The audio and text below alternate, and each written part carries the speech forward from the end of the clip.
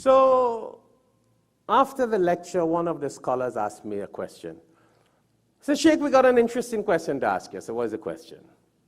So I thought it was something from the Quran, but it wasn't. It wasn't. He said, how is it in America nowadays? We notice a little change in America. I said, what change have you seen? Now, I know some of you might feel offended with this, but don't feel offended. Look at the purpose and the objective and use the brain to think, not emotions. So they said, why is it in America nowadays we see that a lot of people want to send their children to be Huffaaz and be Imams and be Sheikhs, and they're building Islamic institutions in America, and they're building more mosques, and we see a lot of people, wealthy people getting involved. That's a big change. I say, yeah, it is. I said, so two things, just my opinion. So the guys were like, what? So I was mentioning to them, well, because of hidayah, you know hidayah, guidance from Allah, that people have changed. I said, so that's one way to look at it. MashaAllah, hidayah, hidayah, mashallah. Right? Here the next way now. The first and second generations of Muslims who came from the East, the Middle East, Pakistan, Bangladesh, Arabia, wherever they came from, I don't care. Doesn't matter. They came here for money. 99.9%. Isn't that so, right? Dr. Sahibji? Survival. I've been here 30 years now, so I've seen these generations of people. People who came here 40, 50, 60 years ago, they came, become doctors, lawyers, engineers, businessmen, wealthy men. So they were all into making money. So they say, yeah, we understand that. I said, and do you also know that in the East and the Middle East and the Far East, and I wouldn't call countries directly because I don't want, there's no reason to feel offended, you know. We all in this world, one land, one earth. It is man who has separated the land by visas. Politicians. One earth belonging to Allah subhanahu wa ta'ala. I said once upon a time in these countries of East and Far East and Middle East, you had a lot of Huffaaz and a lot of scholars and a lot of people who are Imams, but what used to happen? You had a lot of them. So when you have a lot of something, what happens to it? It becomes cheap. You know tomatoes? If tomatoes is in quantity, and big quantity, you're going to get it for 99 cents a pound in Publix. And if tomatoes are scarce, what's going to be the price? $1.99, if not $2.99.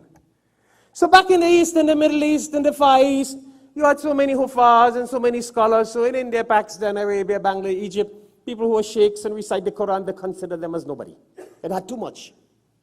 Generally, not totally, generally, let's face the fact, generally, not everybody, but majority. Yeah, they buy it, Imam hai, to sheikh, kuch bhi nahi hai. They considered people who were just sheikhs and Imams and scholars as nothing, because they had too much. But what has happened in America? Have you seen what Allah did in America? Have you seen what Allah has done in America in the last 3 decades? Yeah. And I'm telling you, the days when Florida only had 2 and 3 masjids when I came here. 2 and 3. Actually, the only masjid building that was like a masjid and a masjid was bought by Muhammad Ali Cassius Clay in Miami, Masjid Al-Ansar. Every other place was like a house or a little building they bought. It is only in recent times you see minarets and domes and all these construction. When I came to Florida, there was only one masjid that was bought by Muhammad Ali, Miami, that looked like a masjid. Everything else was a little house and a little church and a little building. I have seen that. I'm not telling you what I've read, what I've lived in Florida in the last 30 years.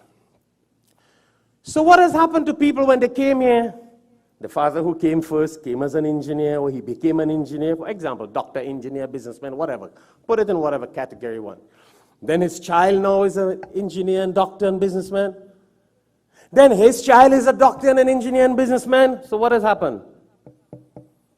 I have started hearing from Muslims in America that they have so much of money that even their children cannot live it out.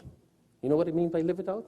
So many properties, so much wealth, that their children can never live that wealth out. They can never finish the money. The money just keeps on making.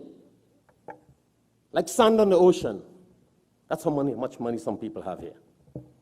Okay, so what has happened now? Doctors became every second. Listen, if I look at this audience here, every line we got a doctor here. Maybe 2 and 3 doctors. Oh yeah, do you know that?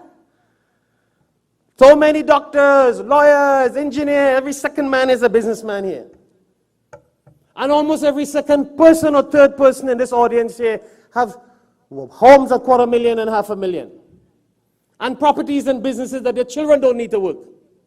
I ain't telling you what I read. I've lived here for 30 years. I've seen the change. So you know what they started doing? Sheikh Sahib? Look, Sheikh, he got about 10, 15 houses. He doesn't work. I'll give you a living example. Allah blessed him. Houses, properties, he doesn't work. So what is he doing now? What is he doing now, Rafat, you're his son. He is sending his children to become sheikhs and imams. That's a good idea. That's a blessed idea. Because your children don't need to become doctors and lawyers to make money anymore. They have made it in advance. They have so much of properties. So now they realize that every second person is a doctorate person. But what do you have limited in America?